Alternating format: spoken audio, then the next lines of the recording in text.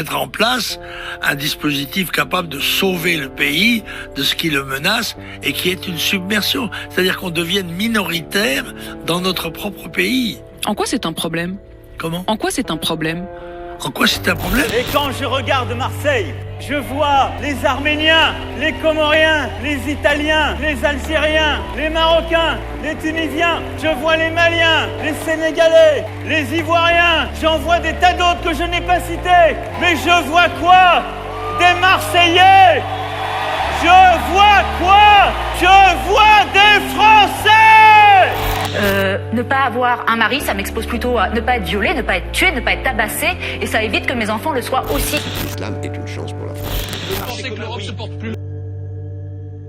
La vraie intégration, c'est quand des catholiques appelleront leur enfant Mohamed. Là, c'est plus intéressant.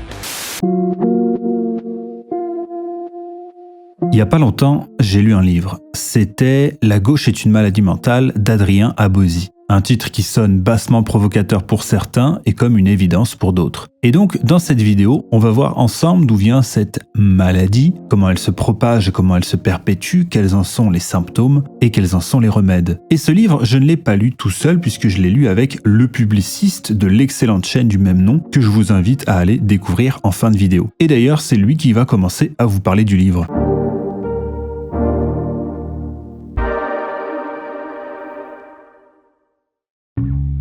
Merci Maudin. Pour Adrien Abosi, le mal de la gauche prend sa source dans la philosophie des Lumières. Il porte une critique féroce envers Emmanuel Kant et ce qu'il nomme l'idéalisme kantien. Emmanuel Kant considérait que l'homme est incapable de percevoir le réel. En effet, selon lui, nos sens perçoivent des choses qui provoquent des sentiments, des impressions, et notre esprit l'analyse et lui donne un sens. C'est donc au travers d'une subjectivité totale que nous observons le monde. Dès lors, ce que l'on nomme le réel ne peut qu'être la création de notre esprit. À partir de là, tout peut être remis en question, car le réel est une fiction. L'homme est incapable de percevoir la nature des choses, dit-il. Ainsi, l'homme étant l'artisan de la réalité dans laquelle il se trouve, il doit être en capacité de la changer et la façonner comme il l'entend. S'il souhaite que l'on qualifie de femme un humain avec un pénis, c'est ok. S'il décide que la France est née en 1789, c'est ok. Le grand remplacement n'est pas une réalité que tout le monde observe, c'est une théorie du complot. Les racailles ne sont pas les tortionnaires du peuple français, ils sont les victimes de ce peuple et expriment leur mécontentement. Cet idéalisme établi, on va pouvoir nier la réalité naturelle, notamment que chaque homme est différent et que la nature établit une inégalité entre chacun. Abosi va alors critiquer cette quête de l'égalité recherchée par les gauchistes au travers de ce qu'il nomme Dieu détrôné et l'homme à sa place. Le culte de l'être humain consiste dans le culte de l'individu. Un nouveau raisonnement centralisant l'individu vient alors s'opposer au traditionnel raisonnement plaçant le collectif au centre. La gauche regarde alors chaque individu comme un humain. Ce qui fait notre qualité, c'est d'être humain, c'est-à-dire notre identité naturelle, celle qui est commune à tous dès la naissance. L'individu n'ayant pour seule valeur que son humanité, il devient interchangeable avec n'importe quel autre individu, car il a la même qualité, son humanité. L'individu n'existe alors qu'au travers de son individualité. Pourquoi est-ce révolutionnaire ? Car depuis toujours, on apprécie la qualité d'un individu au travers d'attaches à un collectif. La famille, par exemple, détermine des membres qui ne sont pas interchangeables avec n'importe quel être humain. La religion aussi, les communautés linguistiques aussi. C'est-à-dire que, traditionnellement, on définit l'individu au travers d'un collectif qui a une identité propre, comme la nation, qui octroie à ceux qui la composent socialement la nationalité. La nationalité est alors une identité culturelle en opposition à l'humanité, qui est une identité naturelle. Dès lors, Les individus dotés de qualités nationales différentes ne se valent pas. Ils ont donc une identité propre, une ipséité. La gauche, c'est la suppression de l'identité. La suppression de ce que vous êtes, de ce qui vous différencie, pour atteindre, à la fin, l'égalité entre chacun. L'auteur dresse un portrait de l'homme de gauche et note que la plus importante caractéristique est la haine de soi. Je marquerai mon désaccord, qui n'en est pas vraiment un, en complétant que c'est avant tout la haine des siens qui le caractérise, cet homme de gauche. Ce qu'il rejette, c'est surtout les caractéristiques qui l'identifient à un groupe particulier, notamment national. Il va se mettre à rejeter tout ce qui l'identifie à un collectif et va par ailleurs se mettre à adorer des critères très spécifiques qui ne concernent que lui, ayant pour conséquence l'individualisme. Pour l'auteur, le culte de l'être humain a une autre conséquence. En tuant Dieu, les gauchistes ont tué le spirituel. Cela a laissé chez l'homme une absence. L'homme ne pouvant vivre avec cette absence, il a recréé des idoles à vénérer au travers de dogmes. Pour imager la pensée de l'auteur, je dirais que, selon Abosi, le meurtre de Dieu a été conspiré par les Lumières, commis par la Révolution, et l'agonie a été entretenue par la fille de la Révolution, chargée de mener une destruction permanente, continue, la République. Être républicain est devenu une religion, celle qui célèbre le culte de l'homme.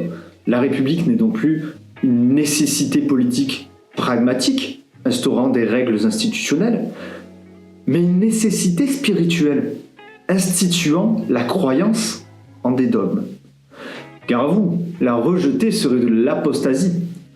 Quand l'excommunication chassait de la chrétienté ceux qui s'égaraient des dogmes chrétiens, l'excommunication révolutionnaire chasse de l'humanité celui qui se détourne des dogmes d'égalité, de progrès, d'universalisme. Il devient inhumain. En effet, avoir fait sortir le pragmatisme de la scène a fait entrer le fanatisme. Celui-ci empêche une critique du système de s'exprimer. C'est pourquoi, aujourd'hui, sortir du pacte républicain, ce n'est pas revendiquer une monarchie ou changer le régime républicain. C'est simplement rejeter les dogmes que porte la religion républicaine. Les dogmes de la gauche. Pour Adrien Abosi, le gauchisme est une maladie mentale qui s'attrape par la politique. Je cite, « La maladie mentale à laquelle conduit la gauche est la négation du réel. Souvent par haine de soi, le gauchiste est malade du réel qu'il n'accepte pas. » Ainsi, il distingue 3 stades de gauchisme. Le stade 1, le gauchisme de façade, c'est-à-dire celui qui publiquement se rallie au discours de la gauche par conformisme, mais qui n'y croit pas vraiment et qui n'est donc pas vraiment atteint. Le stade 2, le gauchisme curable, c'est celui qui est bel et bien atteint de gauchisme, mais qui, face à une confrontation au réel trop violente, peut encore ouvrir les yeux. Et puis, le stade 3, le gauchisme incurable, celui pour qui la réalité n'a plus aucune emprise. Pour Adrien Abosi, la gauche répand tout ce qui nous détruit. Je cite, « Lumière, athéisme, laïcité, gnose, ésotérisme en tout genre, communisme, féminisme, antiracisme, immigrationnisme, perversion des mœurs, institutionnalisation de l'homosexualité, falsification de l'histoire, fiscalité spoliatrice, antispécisme, théorie du genre, culture de la mort, promotion de l'avortement, de la pédophilie, de l'euthanasie, du métissage et du déracinement. » Et toujours selon Abosi, le principal outil de la gauche pour se perpétuer, c'est l'épuration du réel. Parce que selon lui, le pouvoir n'a que 2 solutions, chercher la vérité ou la fabriquer. Et pour pouvoir suivre les dogmes du gauchisme, on n'a pas d'autre choix que de se soumettre à une discipline quotidienne de négation du réel. Ainsi, pour pouvoir continuer à clamer que l'immigration est une chance pour la France, il faut pouvoir nier le coût qu'elle représente en aide sociale, la délinquance qu'elle génère, l'altération de l'identité qu'elle cause, et j'en passe. Vous êtes aussi une chance pour la France. Nous avons la chance de vous avoir.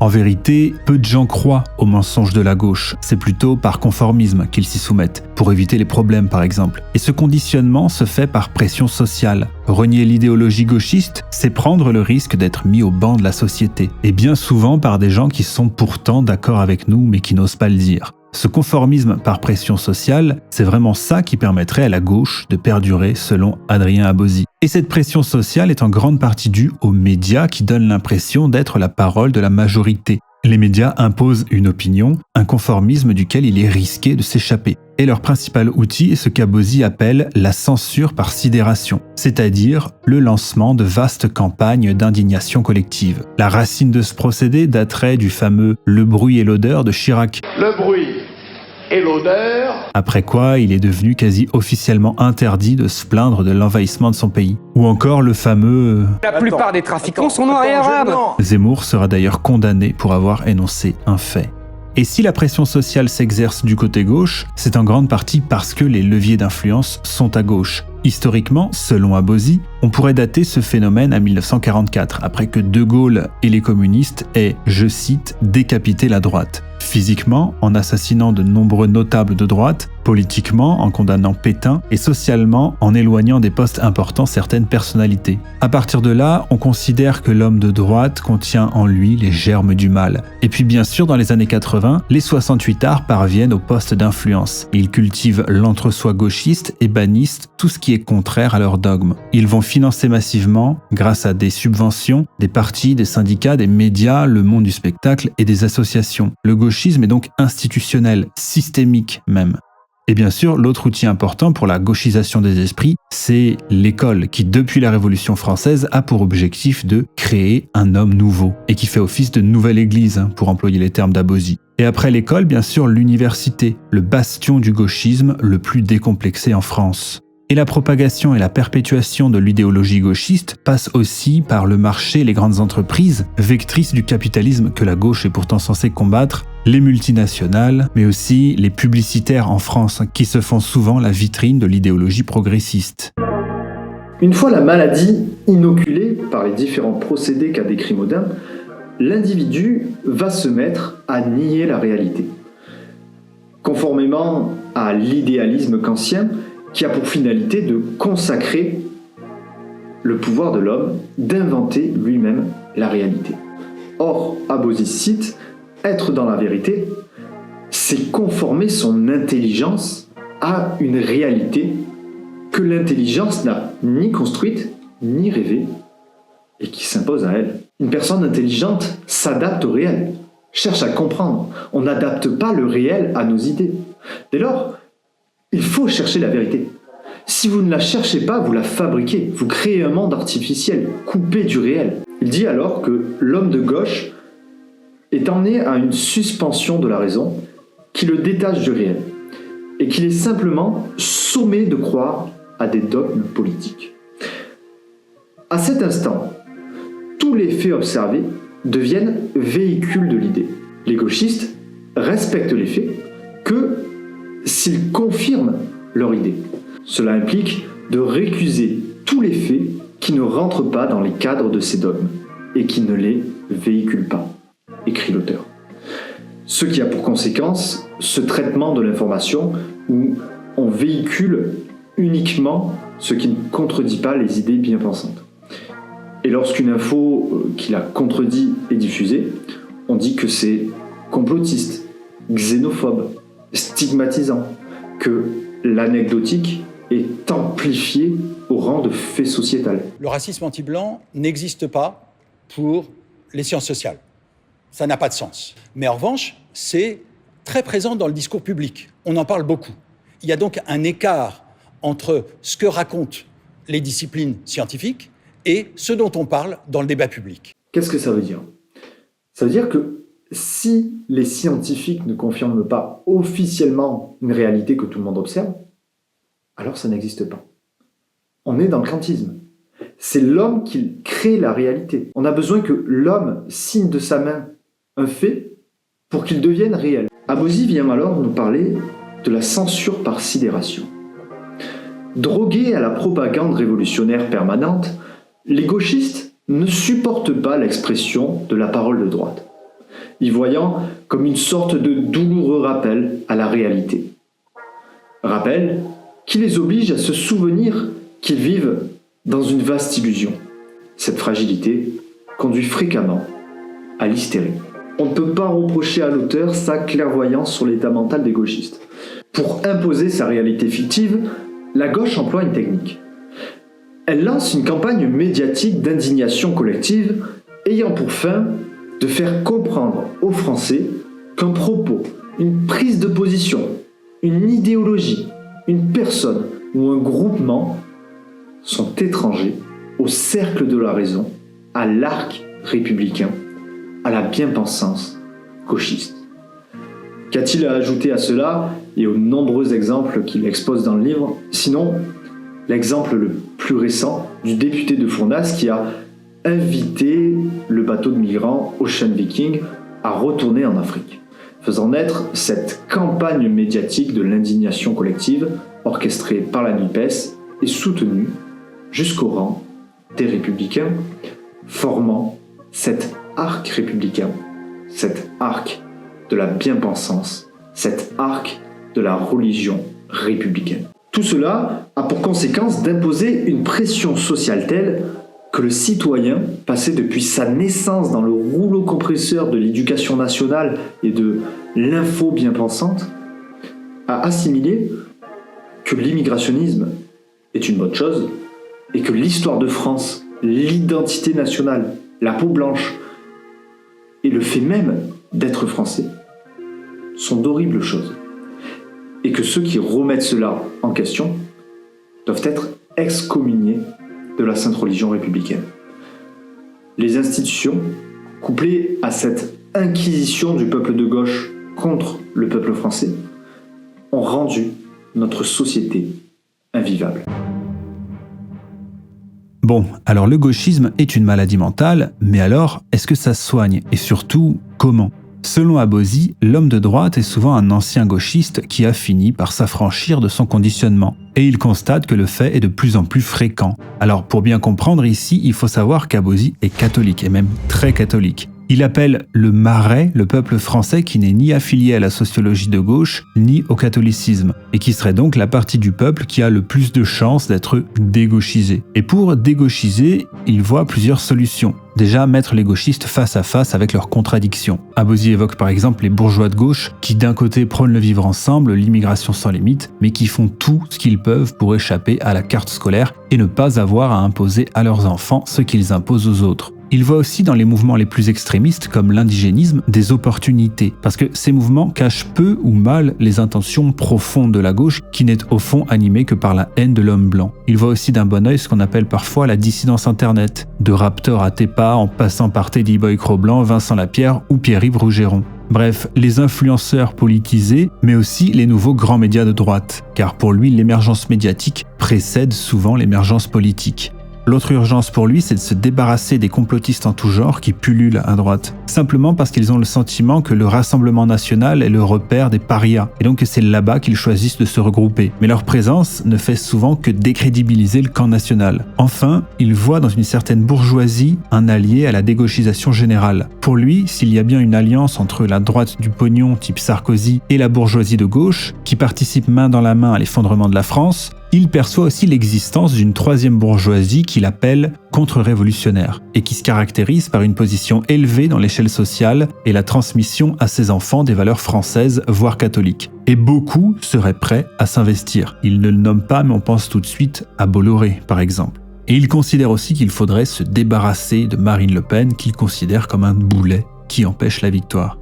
Voilà donc les quelques pistes qu'il évoque pour la dégauchisation de la France, car pour l'instant, la droite n'est qu'un remède factice. À chaque fois que la gauche fait 2 pas en avant, la droite en fait 1 en arrière. Alors elle retarde l'avancée de la gauche, mais rien de plus. Mais son véritable espoir, un peu paradoxal, c'est qu'il sera de plus en plus difficile pour la France de financer la collaboration avec le grand R à cause de la chute du PIB. Et donc, les budgets consacrés à la destruction de la France finiraient forcément par se restreindre. Que l'on qualifie la gauche de maladie mentale, de déraison, de suicide collectif, de culte de l'individu, peu importe. L'important, c'est le diagnostic. Une chose est sûre, c'est que ce livre fixe la distinction entre gauche et droite, entre les Français et les non-Français. Il y a alors le camp de ceux qui ont pour identité la France et qui peuvent être par ailleurs monarchistes, républicains, démocrates ou autres. Et ceux qui définissent leur identité non pas sur la France, mais sur des valeurs ou des principes. La République. Ces gens tuent la France. Car comme le dit Charlotte Dornelas, quand je mange, j'accède à une gastronomie française, pas républicaine. Quand je parle français, pas républicain. Quand je m'habille à l'occidental, pas à la républicaine. Et ce mode de vie, il est français. Autrement dit, être de gauche, c'est n'être rien, sinon soi-même. C'est vivre dans une société sans passé et ne lui laisser aucun avenir. C'est donc pour moi une œuvre à lire, pour s'approprier des éléments d'analyse de ce qu'est la gauche, pour identifier précisément l'ennemi et mieux le combattre. Malgré les divergences politiques que j'ai avec l'auteur, notamment sur des sujets comme l'occupation, le gaullisme, Napoléon Ier, l'homosexualité, l'avortement ou le rap, il y a un point sur lequel mon désaccord est fondamental, c'est sur la solution qu'il propose pour préserver la France. Il propose, au travers de la contre-révolution, un retour à une France catholique et entretient une vision passéiste de la France. Comme Guillaume Faye, je pense que la solution pour notre société est l'archéofuturisme, qui s'inscrit en opposition avec ce que propose l'auteur. En effet, au lieu de plaider pour la restauration d'une France révolue, l'archéofuturisme plaide pour la renaissance d'une France perdue. L'idée n'est pas de revenir à l'ancien régime qui ne ferait que restaurer un système qui a permis la révolution et nous condamnerait à un éternel recommencement. L'idée est de s'ancrer dans nos racines archaïques pour construire un futur cohérent. C'est un compromis qui s'oppose au modernisme et au passéisme. Ce compromis, on le retrouve dans deux figures de l'histoire, pas des moindres, qui ont su ôter le caractère révolutionnaire à la République. L'empereur Napoléon Ier et le général de Gaulle. Pour le premier, au travers d'une monarchie républicaine, et le second, d'une république nationale. Dès lors, il faut trouver le compromis entre révolution et racine, entre république et nation. Mais pour approfondir sur ce sujet, j'ai réalisé sur ma chaîne une critique de la vision catholique de la France de l'auteur. J'explique pourquoi restaurer une France catholique serait une erreur, au travers du fanatisme de droite de l'auteur qui s'assimile paradoxalement au fanatisme qu'il décrit chez les gauchistes. Je remercie Modem pour son invitation et le soutien qu'il apporte à mon travail. Donc pour suivre mon travail, rejoignez la communauté sur YouTube, Le Publiciste, et sur Instagram, Le Publiciste FR. Ma mission est de réconcilier les Français avec le patriotisme, démonter l'argumentaire anti-France omniprésent.